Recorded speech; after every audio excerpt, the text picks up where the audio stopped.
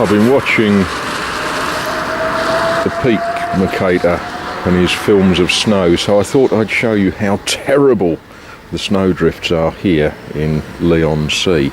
Look at this snow, crikey.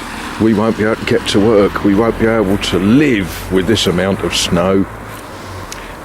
What's the time? Oh, it's about 6 o'clock in the morning on the 3rd of February 2014.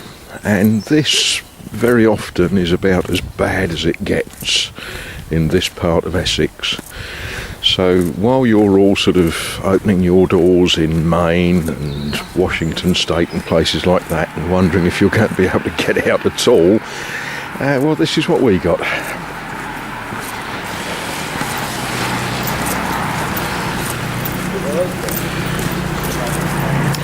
And there we are.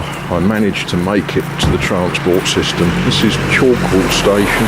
I'm going to catch a train.